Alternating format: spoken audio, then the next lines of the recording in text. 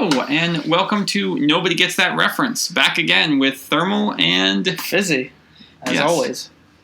And all I have to say is, trouble with your nerves? Don't move to Verdansk. Yeah. That was a terrible British accent. Yes, but that is to give away the topic of this week. But first, I think we want to briefly talk about Re-Infected Groundwar, because it was a thing, and then it wasn't a thing. And it's what we're playing today. So five minutes of glory in the sun. Re-Infected Groundwar. Glory is a bit strong a word. Glory is a bit strong a word. There's a reason it didn't last very long. So, for those of you who didn't play it, Re-Infected Groundwar was on the Groundwar maps. It was 48 player, and you started off with 7 infected and up to 41 survivors. Those 7 infected were infected after your standard infected countdown of about 30 seconds. Yeah. And several things were different from regular infected. Infected got a field upgrade where they could use a tactical insertion to parachute in, which was useful for getting to the tops of buildings. People got kill streaks, like sentry guns, Harrier jets, juggernauts. I think we saw a gunship once or twice. Yeah, well, there were the random care packages around the map, so... since it's gone, I can't remember what the default kill streaks were, but I think precision airstrike was one. Sentry gun was definitely Sentry gun, precision airstrike, and juggernaut. Yeah. The 3 originals. Yeah. So, this game was sort of, it was flawed from the beginning. For one, if you were infected and you threw down your marker to pick up a Juggernaut suit and got killed and returned to that thing, you could pick up your Juggernaut suit as an infected, which of course was quite useful for playing as the infected. But defeating a Juggernaut as an infected was very, very difficult. Oh yeah, and required a lot of swarming mentality. I mean, I don't think that was particularly bad on its own, if it was like one Juggernaut. But the thing is, when you got more than one, or a Juggernaut reinforced by other people, it just became tedious. And I think it's interesting because normal infected kind of has the flaw of, for the most part, it's balanced a bit towards the infected, where unless you're really good players, there's 2 ways essentially you can win. In fact, 3 ways, I guess, because you can do an exploit. You can have a bunch of really good players at a good nest, or you can just have a really bad infected player be the first infected. It gets infected, but this is almost impossible for the infected to win. I think it was a good idea in theory, but in practice it was not as well executed as maybe people had hoped. And I think about 2 or 3 days after launch, it was gone. Now this was also introduced right in the midst of the horrible, like 30-minute wait times on consoles for servers, which they've since patched, thankfully. Yeah. So very few people, I think, actually got to play this mode, because very few people were willing to wait half an hour to get into a lobby. And once you got into a lobby, it wasn't like, oh, you're stuck with this group then and you can play. It's like, nope, you do one and then you're waiting another half an hour. Exactly. It was a chore, and we wanted to use footage for it to make a few videos, but we really don't have much. Yeah, we've got just about this one game and some fragments of another. Ultimately, I wanted this. I wanted 48 player infected, but I didn't want it like this. And I think that was probably the biggest reason why Infinity Ward decided, let's cut it. Hopefully, they're bringing it back in Season 4. I've heard people are saying they're going to bring it back in Warzone. So instead of going to the Gulag, you just become infected, or you go to the Gulag and then you become infected, which would be a very interesting mode, especially with some of the other stuff we've been hearing about Season 4 Warzone, like night falling and wolves and the opening of the dam. Those could be sort of very things that would completely change the game, and I think that'd be very interesting. But until then, I think it's good that we had it for a minute, but I'm glad that it's gone because it was pretty bad. But we are not here all day to talk about Re-Infected Groundwar. We are here to talk about Mock the Week, the greatest TV show of all time. Not really. So, in case you're not someone who regularly watches British TV, Fizzy, so what exactly is Mock the Week? Mock the Week is, well, it can be well described as, it's essentially the British version of Whose Line Is It Anyway, but it's a bit more complicated. It's a British panel comedy show, which is a wonderful genre that you should all check out if you aren't familiar. But what Mock the Week is it's essentially a lot of you have essentially the original British panel show, Have I Got News For You, which is all about talking about the news.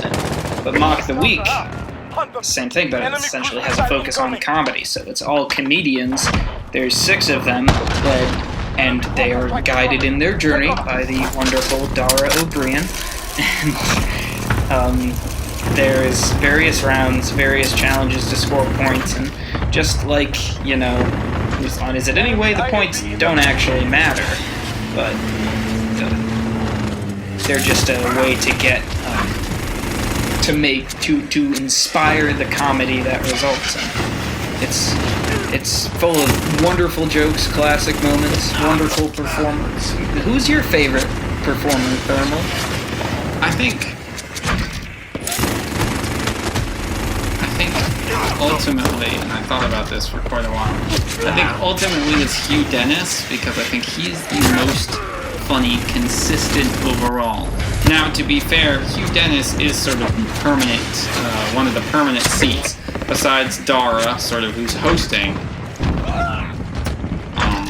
He is the permanent. Yeah, he's sort of Hugh is the only person who's there every time, and so it kind of makes sense that he would have more memorable moments than a lot of other people, just because the law of averages. Yeah. But ultimately, I think he's pretty good. But someone like James Acaster, someone like Milton Jones, those are all, they're all classic people. Oh yeah, I was gonna say my favorite, James Acaster, just because he delivers a wide range of jokes. His delivery's always on point. It's usually clever. He doesn't stick to the same old things. Like, you have someone like Frankie Boyle, who his version of funny is, well, essentially calling himself a sexual predator. And, that's... It seems to be more common in the UK that people make jokes like that.